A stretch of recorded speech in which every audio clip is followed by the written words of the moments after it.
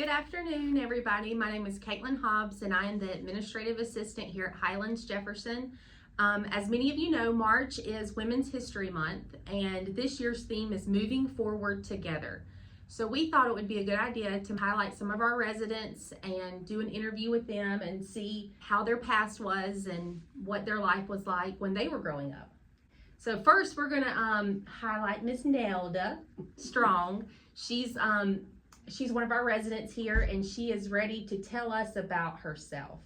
So I'm going to start with the first question. Where did you grow up, Miss Nelda?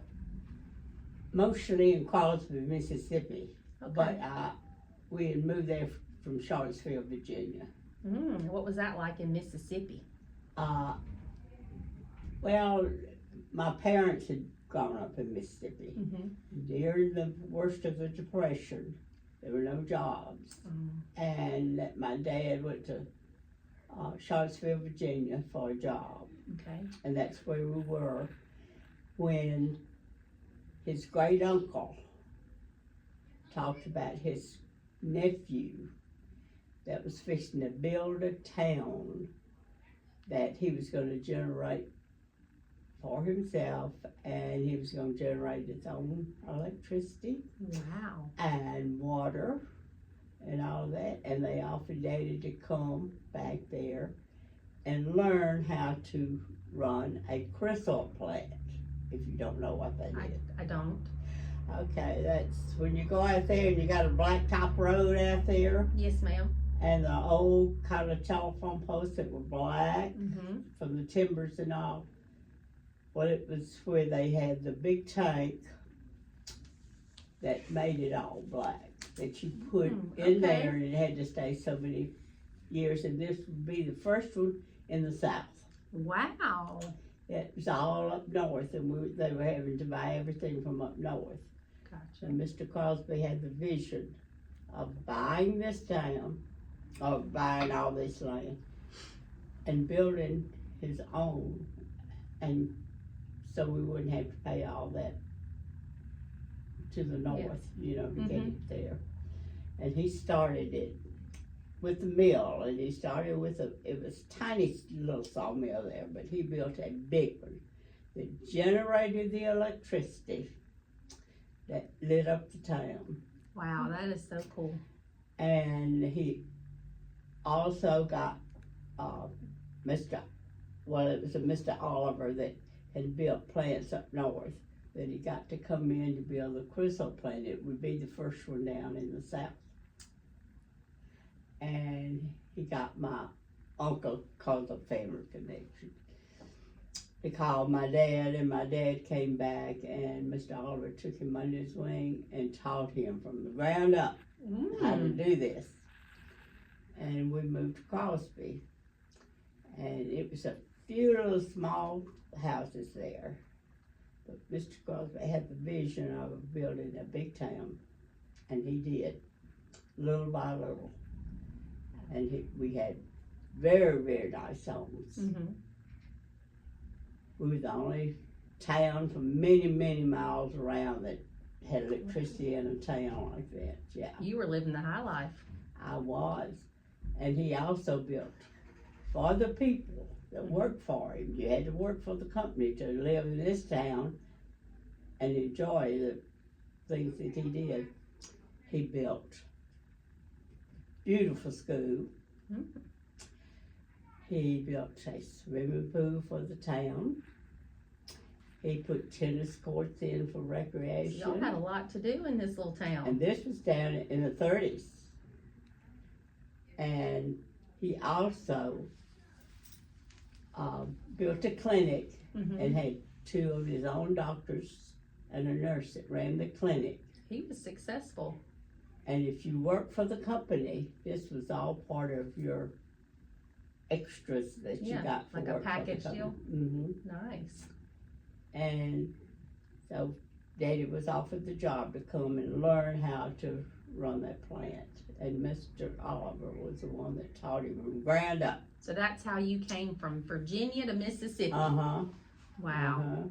That's something to be proud of, though. That's a Yeah. lot. It was, and it was a real nice town. real nice town. I just wished I had still had all the old pictures, but I still had a lot of them. But didn't. It was a very successful town, and then the World War II, started. Gotcha.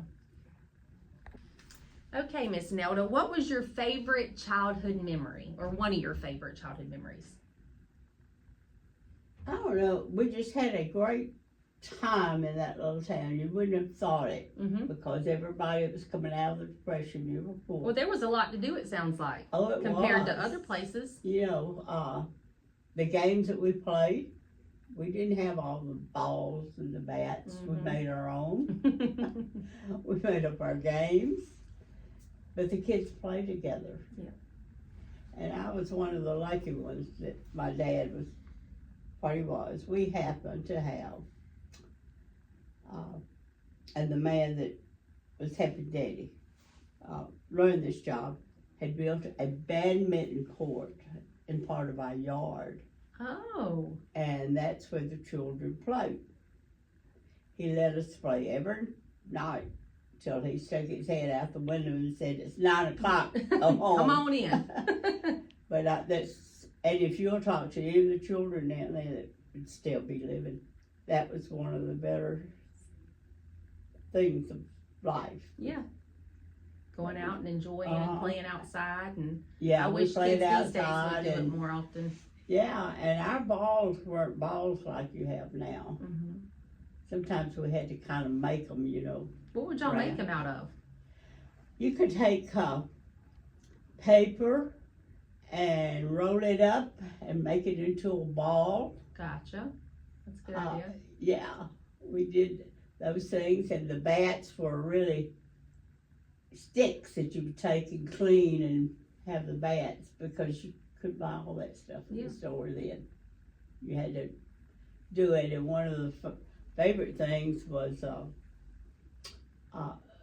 a group would stand on one side of a house, because all the houses had a picture in it, and another group on the other side, and we had this little game that we called hell over, or send the ball over, and one team would throw the ball over the house, and then the other team would try to catch the person that over had the ball. house? Oh, wow. From one side to the other. That was one of the favorite things that those kids did. You played it all the time. And it was just something that was made up. Yeah. Because you didn't get toys. You didn't have technology to tell you what to play and entertain you. You had to come up with your own ideas, didn't you? And we had one of the few radios in town.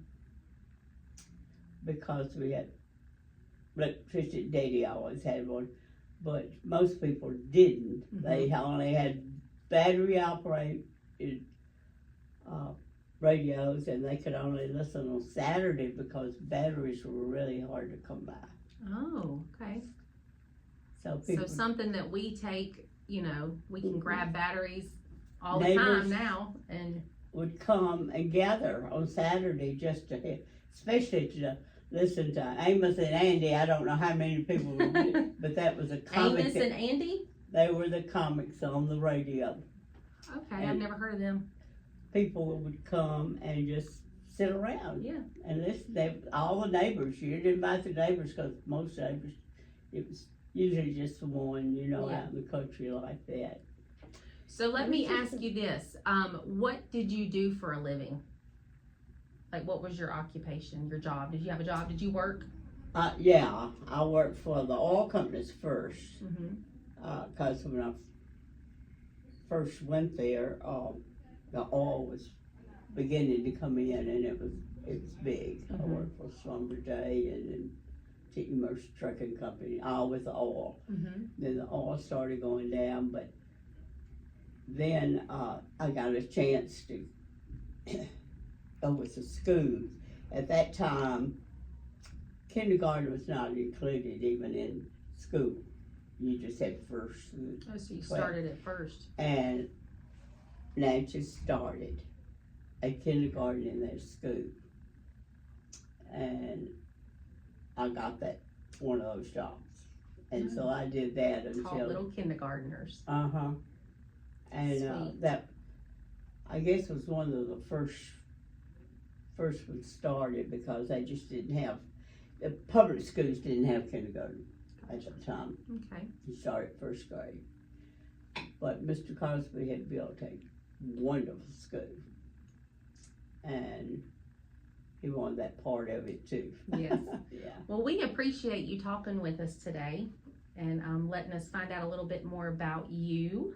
And we are so glad that you're here at Highlands Jefferson in our community. You bring so much sweet spirits to the dining room and fun and laughs and things like that. So we really appreciate you being here. It was a great life. Yep. I tell you. And of course, I can't go into this. I know this is over, but a lot of you big pros came out of Crosby High School. All the, well, you wouldn't know all the Pooh boys. No, I wouldn't. But they all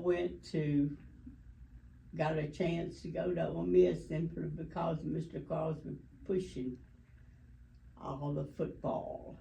And it helped a lot of them all to go on up there.